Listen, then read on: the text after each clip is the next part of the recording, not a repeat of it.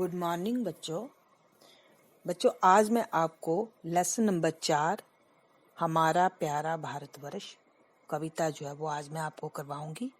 पहले तो मैं आपको कवि परिचय करवाऊंगी और उसके बाद मैं कविता का सार करवाऊंगी और उसके बाद मैं आपको इस कविता की व्याख्या भी करवाऊंगी। ठीक है, और ध्यान से सुनो। कविता है हमारी हमारा प्यारा भारतवर्ष और इसके जो लेखक हैं वो है जयशंकर प्रसाद जी। जयशंकर प्रसाद जी का जन्म बच्चों काशी में हुआ। इनकी जो ज़्यादातर शिक्षा जो थी वो घर पर ही हुई। इनका बचपन जो था वैभवपूर्ण वातावरण में बीता, मतलब अच्छे वातावरण में। घर का जो वातावरण जो था वो बहुत अच्छा था। और परंतु बाद में क्या हुआ, इनके परिवार की जो आर्थिक स्थिति जो थी वो कुछ बिगड़ गई। इन्होंने क्या किया बेटा, अपने शिक्षा काल में भारत की कई भाषाओं का अध्ययन किया। इसलिए इनके काव्य में भाषा संबंधी सभी गुण पाए जाते हैं और कहते हैं कि हिंदी जगत में इनकी कहानियां, इनके उपन्यास बहुत ही लोकप्रिय रहे। फिर भी इनकी प्रसिद्धि का मुख्य आधार इनका काव्य था। पहले ये काव्य ब्रज भाषा में लिखा करते थे और बाद में इन्होंने खड़ी बोली में लिखना शुरू कर दिया। इनके काव्य में देश के अतीत की गौरव गाथा बखान है।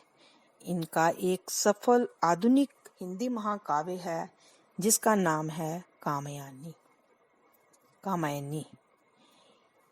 महाकाव्य पर इनको मंगला प्रसाद पुरस्कार भी मिला।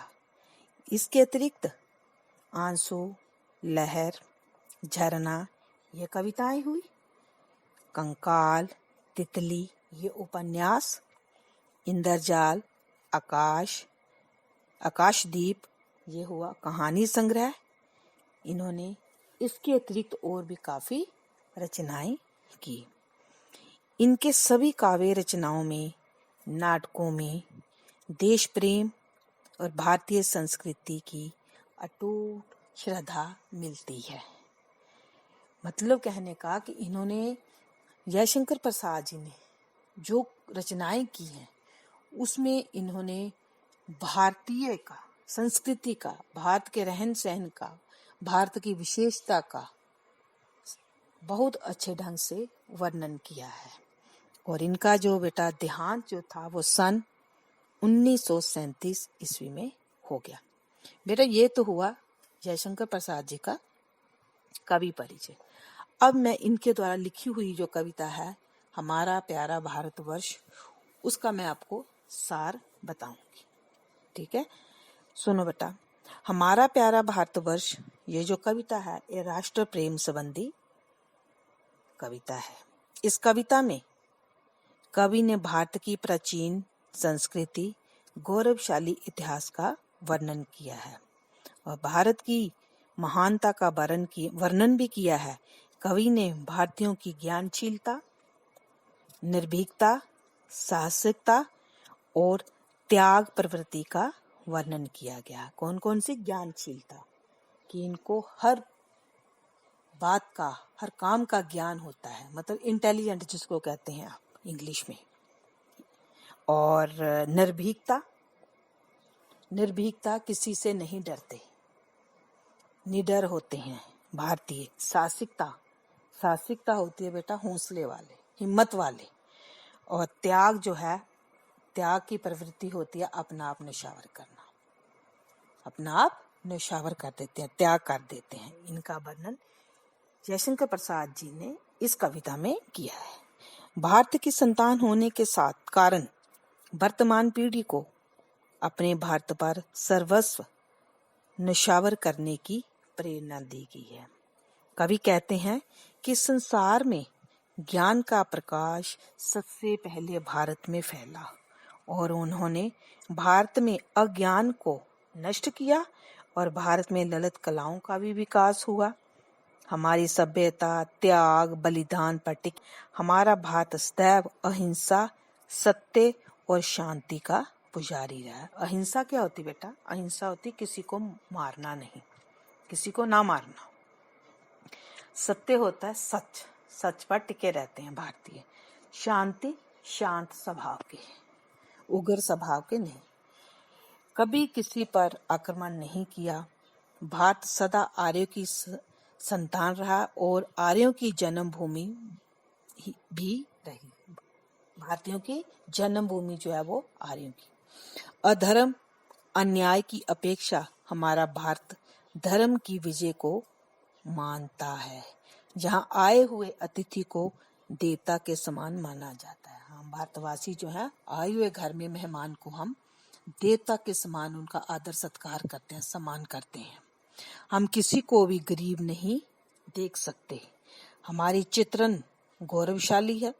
हम उन्हीं दिव्य आर्यों की संतान हैं जिनमें ये सारे गुण पाए जाते हैं।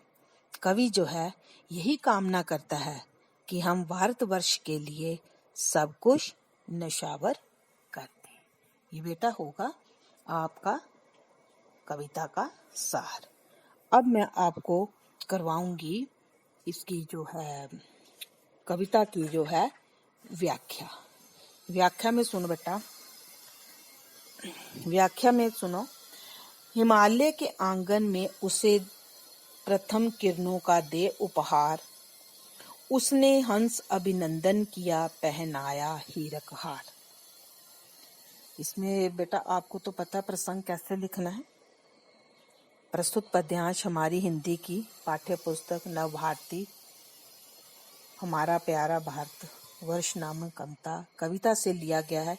इसके जो लेखक हैं जयशंकर प्रसाद जी हैं। उन्होंने भारत की संस्कृति, भारत का इतिहास और भारत की विशेषताओं का वर्णन किया है इस कविता में। अब करते हैं व्याख्या। व्याख्या क्या है बेटा?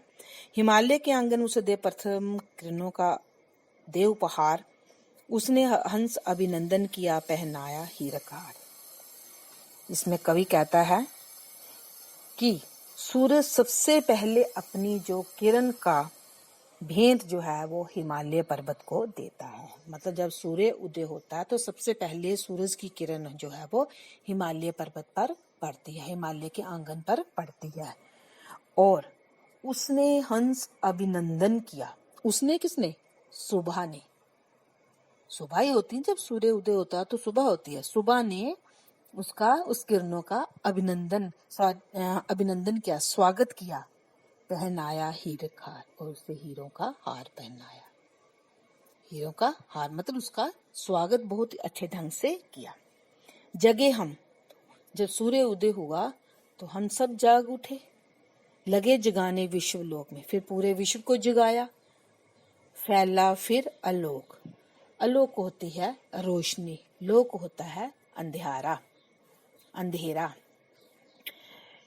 जगे हम सब जग उठे। उसके बाद हमने पूरे विश्व को जगाया, जिससे पूरा विश्व जो है वो रोशन में हो गया, रोशनी हो गई पूरे विश्व में। इसका कहने का तात्पर्य ये है कि सबसे पहले ज्ञान का प्रकाश भारत में फैला, उसके बाद पूरे विश्व में फैला।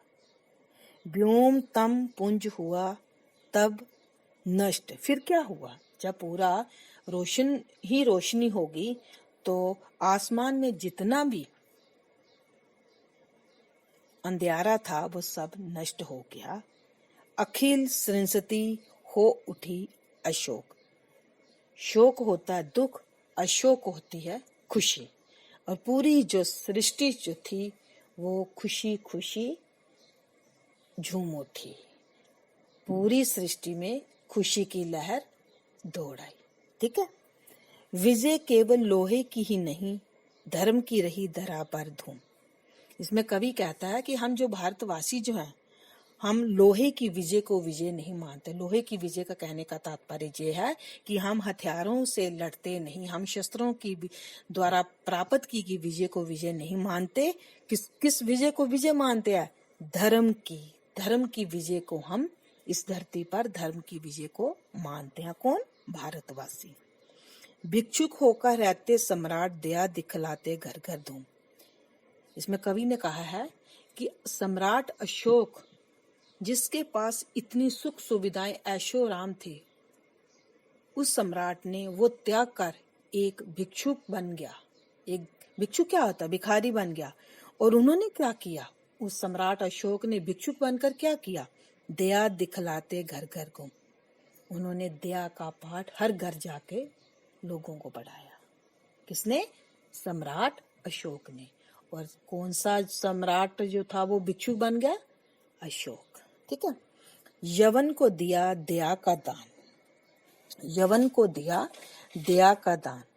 और यवन जो था, यवन एक यूनानी राजा था, उसको भी भारतीयों ने दया का दान, दया की दीक्षा दी। चीन को मिली धर्म की सृष्टि। और चीन देश को भी धर्म के बारे में, दया के बारे में भारतीयों से ही शिक्षा मिली थी। मिला था स्वर्ण भूमि को रतन। स्वर्ण भूमि बेटा क्या?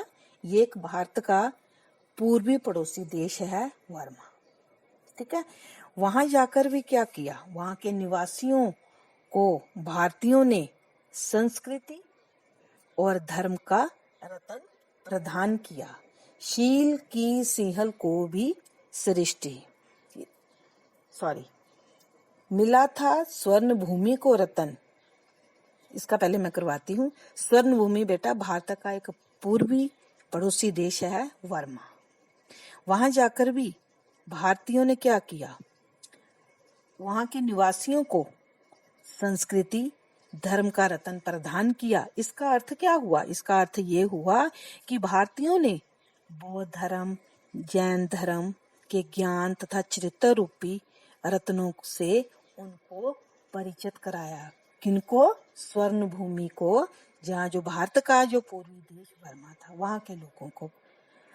सिंहल, शील की सिंहल को सृष्टि। सिंहल क्या है?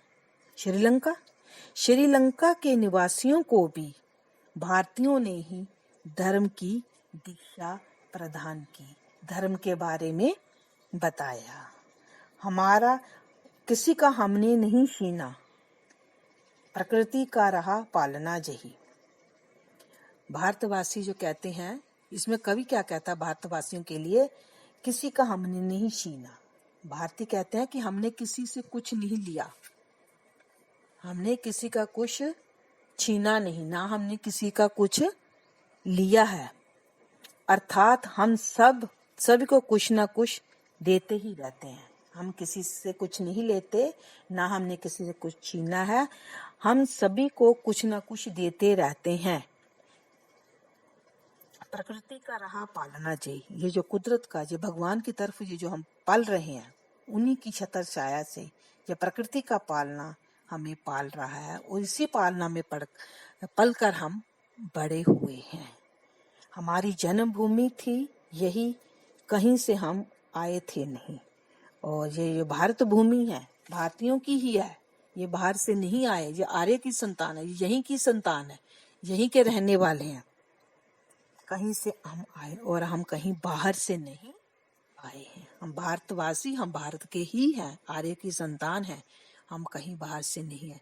और बेटा आज मैं इतना ही आपको करवाऊंगी, और जब मेरी नेक्स्ट लेसन होगा, मैं जो आपको जो व्याख्या बच गई है थोड़ी सी, वो मैं आपको करवाऊंगी। साथ में इसके साथ आपको क्वेश्चन आंसर जो है, इसके प्रश्न उत्तर जो है वो भी करवाऊंगी। और जो मैंने आपको पढ़ाया है, इसको द्वारा ध्यान से आपने सुनना, फिर अपनी बुक खोल के देखना, तो आपको लगता है जल्दी समझ आ जाएगा।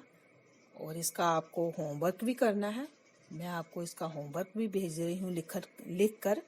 आपने इसका क्या कहते हैं, जीवन परिचय लिखना, कविता का सार लिखना है।